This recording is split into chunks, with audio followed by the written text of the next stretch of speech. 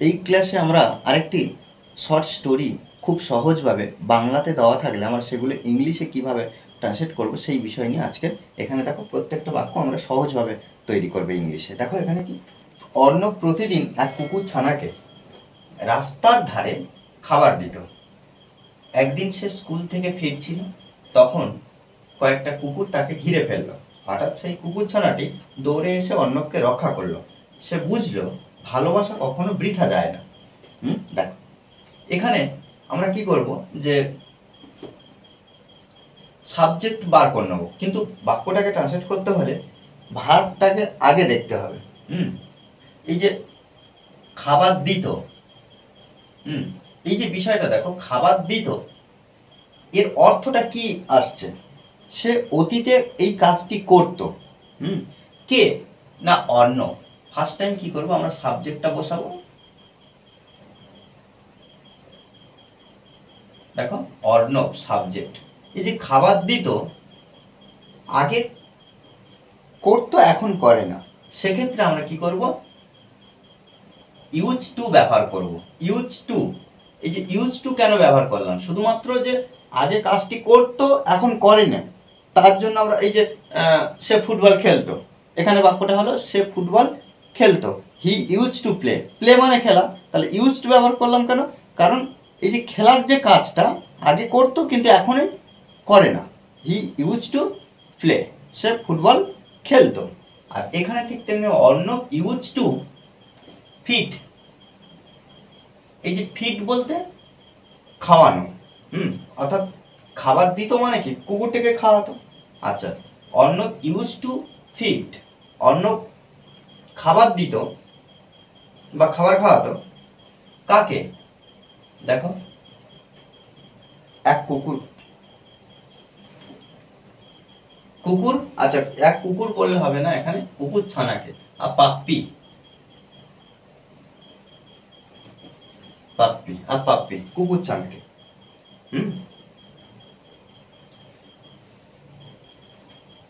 রাস্তার ধারে, তাহলে Arnab use to feed a puppy by the road side.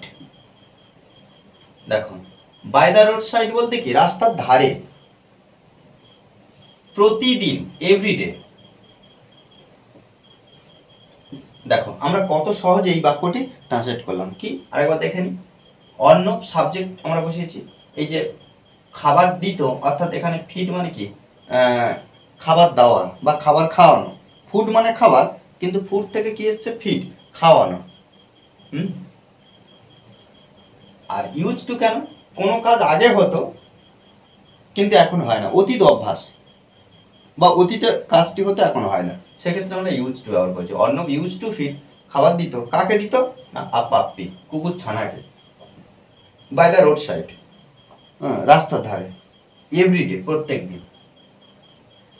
তারপরটা দেখো একদিন, one day.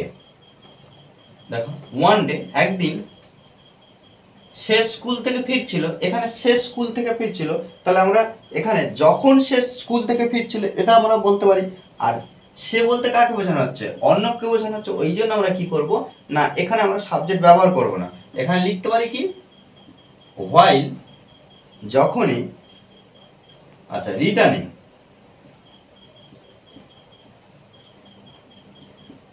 Returning from school. দেখো ওয়ান ডে একদিন, while returning from school, school থেকে ফিরছিল কে না অর্ণব, তখন কয়েকটা কুকুর তাকে ঘিরে ফেললো। তাহলে এখানে দেখো এই যে তখনের অর্থ কিন্তু আমরা ইংলিশে যেটা হবে সেটা কিন্তু আর লিখবো না, এখানে হোয়াইল ব্যবহার করলে এর মাধ্যমে যখন আর তখন অর্থটা প্রকাশ পায়, এখানে আমরা শুধু কমা দিয়ে দেবো। এই যে কয়েকটা কুকুর, কয়েকটা কুকুরের জন্য আমরা কি করব না, একটা কুকুরের দল বলতে পারি। কুকুরের দল, আ গ্রুপ অফ ডগস। দেখো আ গ্রুপ অফ ডগস, কুকুরের দল ঘিরে ফেললো তাকে, সারাউন্ডেড হিম, তাকে, সারাউন্ডেড হিম। ওকে, হঠাৎ, দেখো আচ্ছা এই বাক্যটা আরেকবার দেখে নিই আমরা। ওয়ান ডে, একদিন, হোয়াইল যখনই রিটার্নিং ফ্রম স্কুল, স্কুল থেকে ফিরছিল, আর গ্রুপ অফ ডগস, কয়েকটা কুকুর মানে কি, কুকুরের দল, সারাউন্ডেড মানে ঘিরে ফেলেছে, হিম তাকে। হঠাৎ সেই কুকুর, হঠাৎ, সাডেনলি, দেখো সাডেনলি, হঠাৎ, সেই কুকুর বলতে কি, আমরা এখানে সেই একই কুকুর, the same,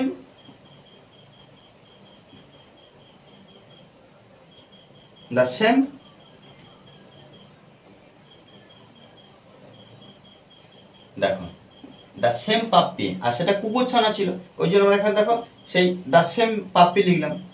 the same puppy, কুকুর ছানাটি দৌড়ে এসে, তাহলে এসেছিল, র্যান আপ, পাস্ট টেন্স আমরা লিখলাম। এসে, দৌড়ে এসে কি করলো, অর্ণবকে রক্ষা করলো, তাহলে এখানে আমরা শুধু লিখতে পারি যে র্যান আপ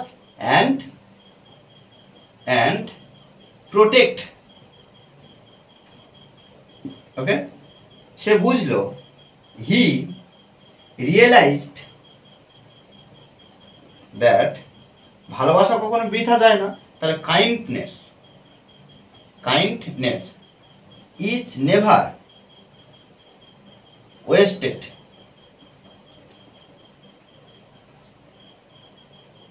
দেখো এভাবে কিন্তু আমাদের অনবরত এগিয়ে যেতে হবে। আমাদের সহজভাবে আমাদের ট্রান্সলেট করতে হবে, আমাদেরকে বুঝতে হবে। ওকে, আর এই ধরনের ক্লাস অনবরত পাওয়ার জন্য অবশ্যই চ্যানেলটি সাবস্ক্রাইব করে পাশে থাকবে। Okay, thanks for watching this video.